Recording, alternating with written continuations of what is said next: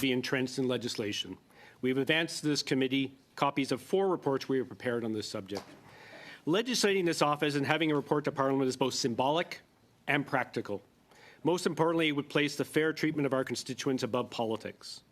En juin 2022, en plein cœur de la crise des enquêtes. In the middle of the crisis on these investigations, I held a press conference to address some specific issues to increase accountability, which remains an issue today. A number of crises have undermined confidence versus the department and the Canadian Armed Forces. Mechanisms are not actually independent from these institutions. I hope that the committee's consensus will be relating to legislation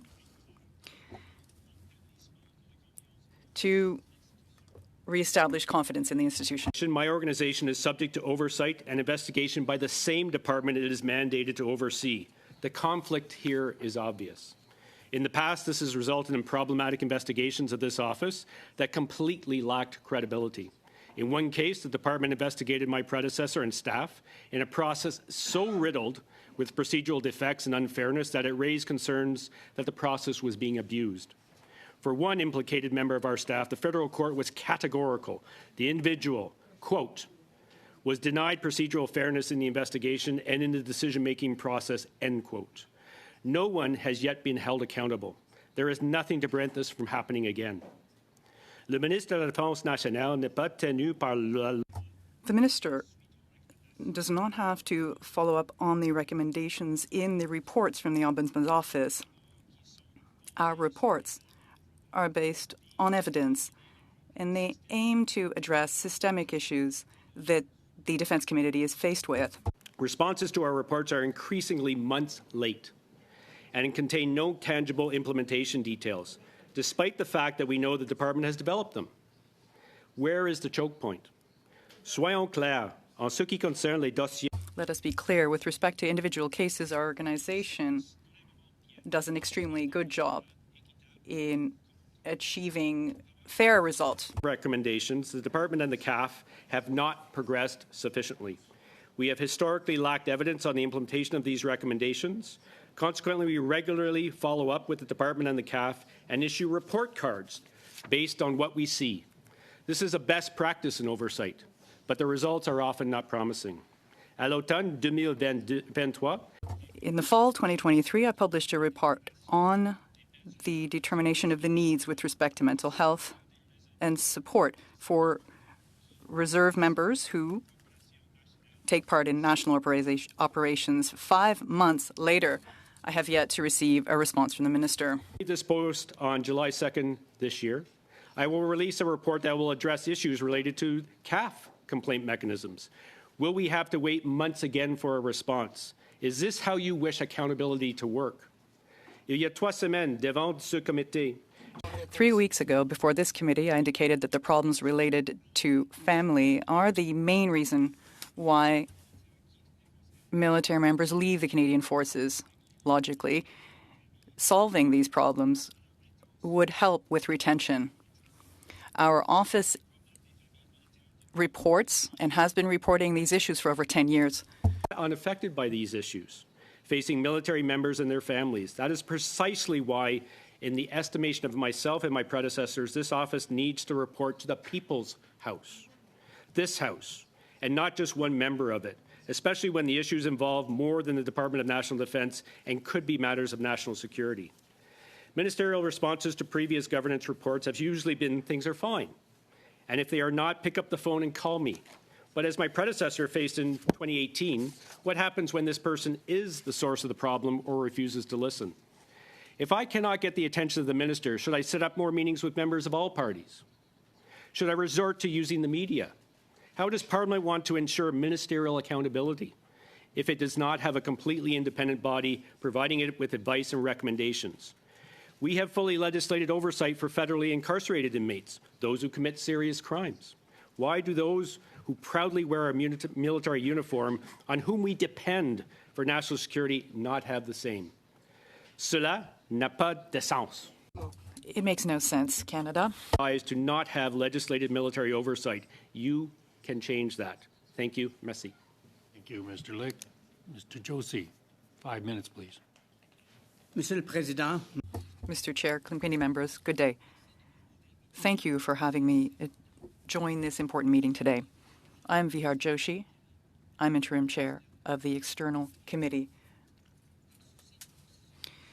To be concise, I will be addressing the work that we do at the Military Grievances External Review Committee by using the term MGRC, which is the acronym. MGRC is an external component that is an integral part of the grievance system within the forces. It was created in June 2000 under the National Defense Act. MGRC is a quasi-judicial body that is at arm's length and has only one mandate: to examine the grievances that are sent to it through the Chief of the Defense Staff and to issue conclusions and recommendations to the Chief of the Defense Staff and to the military members having filed a grievance. The Chief of the Defense Staff is not held by these conclusions and recommendations, but if the Canadian Armed Forces decide not to implement one of these recommendations, they have to explain their grounds for not doing so. does not have decision-making power. Its role is nonetheless pivotal in maintaining transparency and confidence in the Canadian Armed Forces grievance system. At arm's length from the Canadian Forces, the MGRC has developed considerable expertise over the past 23 years and is well positioned to undertake in-depth investigations into grievance matters and provide impartial and independent assessment to both the Chief of the Defence Staff and grievers on how a grievance should be resolved. The MGRC provides its annual report to Parliament through the Minister of National Defence. Online, it publishes its annual reports, case summaries, and systemic recommendations, thereby further strengthening transparency. Although the regulations only require that certain types of grievances be referred to the MGRC for review, all grievers should benefit from an external, independent review before a final decision is made on the grievance. Not only has this notion been highlighted by independent review authorities, including Mr. Justice Fish in his recent third independent review, but until recently, it has also been a Canadian Armed Forces best practice for the past 13 years. To ensure that all grievers benefit from this review, this practice should be entrenched in legislation. Justice Fish also made a number of other recommendations to enhance the transparency and efficiency of the Canadian Armed Forces grievance system, and the MGRC looks forward to working with the Canadian Armed Forces to improve the grievance system for all soldiers, sailors, and aviators. With regard to access to information requests and parliamentary questions, I can confirm that in the last 5 years, the MGRC has responded, on average, to 116 parliamentary questions, 3 formal access to information requests, and 19 informal access to information requests. In the interest of efficiency and to reduce the administrative burden on those making requests, it is the MGRC's standard best practice to respond quickly and without need to initiate the formal access to information request process. The MGRC's specific role in the Canadian Armed Forces grievance system is valuable and important. In essence, it increases transparency and confidence in the system by ensuring that grievers have full disclosure of all relevant information and that their grievances have an in-depth, independent, and impartial review before the Chief of Defence Staff renders final decisions. We have heard time and again from both grievers and the Chief of Defence Staff that the quality and thoroughness of our reviews adds value to the process. Je vous remercie de m'avoir donné l'occasion.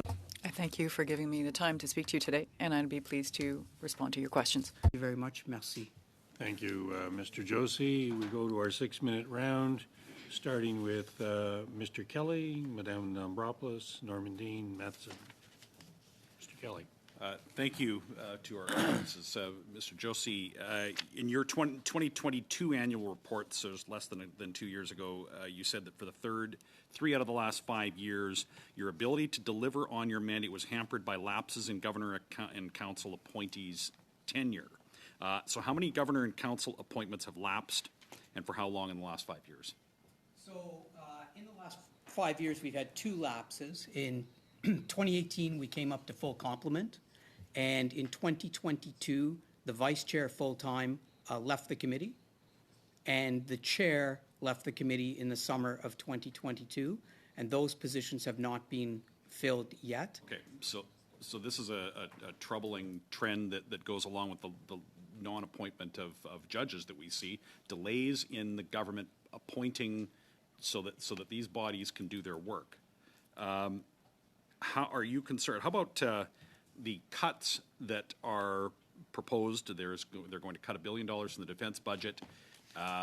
We've been promised at this committee that will not affect operational readiness or direct frontline forces. Are you concerned that